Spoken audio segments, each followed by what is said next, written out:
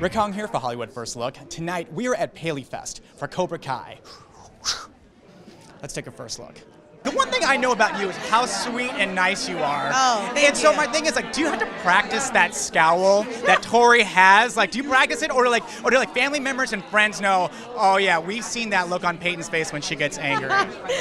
Okay, it's funny because Tanner has said to me, you're growling at me in this scene. I'm like, growling? And I don't even realize that I'm doing like a face when I do Tori, and I'm always scowling, and I watched myself in season 4 during the fight, and I didn't even recognize myself. I didn't even realize I don't practice in the mirror or anything. I just sort of think the thoughts and then hope it comes through, and yeah, my face was doing things I'd never seen it do.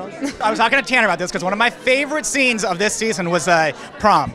How fun was doing prom? How fun was it doing the dance and everything? You know, like, he was telling me, I think, that he actually dropped you a couple times doing the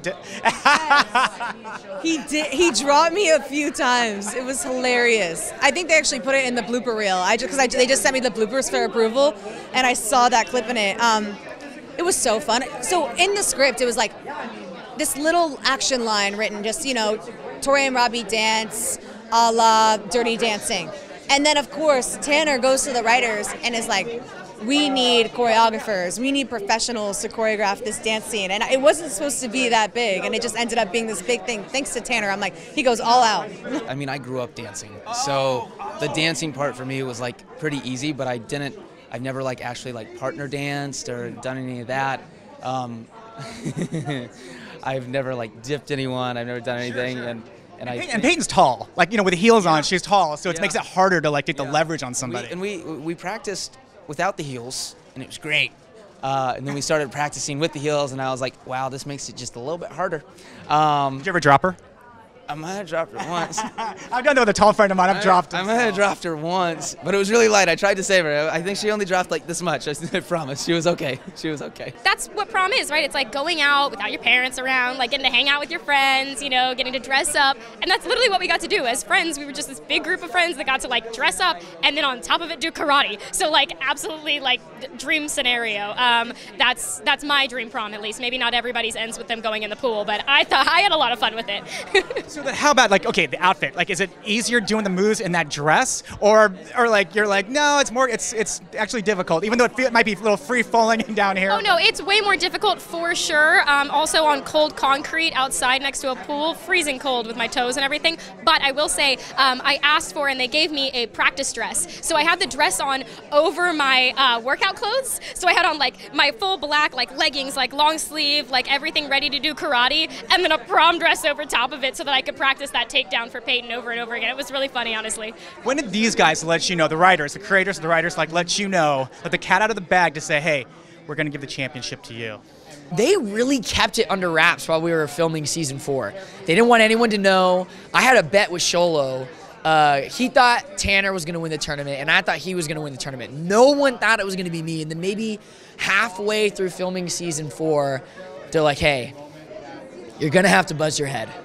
And I was like, what? I love the Mohawk. What do you mean? And they're like, but you're going to be the All-Valley champ. And I was like, oh, my God. That's right. You know, so I was like, this is so sweet. But I was sad that the Mohawk had to go, but was happy with the All-Valley win.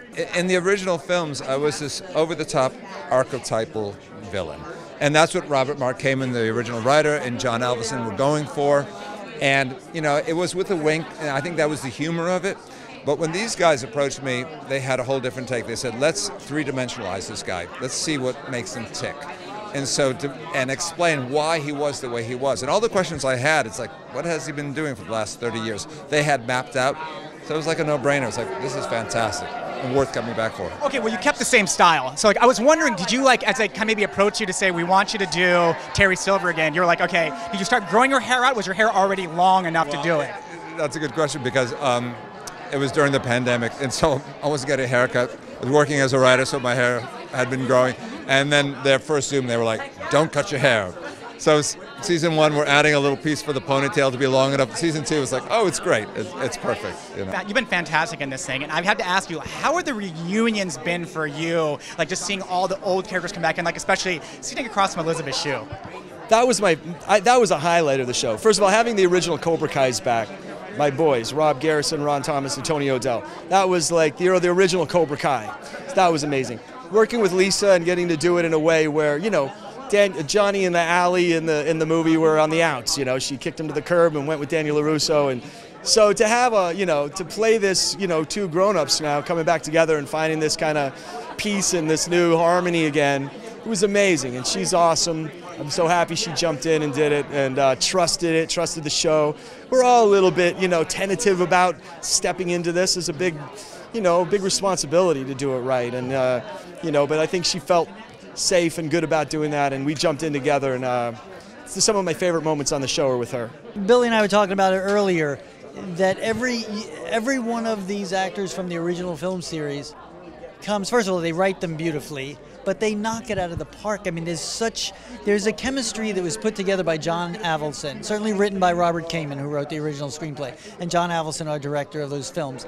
He had he took all the right instruments to make the symphony, and then when we come back, who knew we were going to be playing these tunes 30 years later?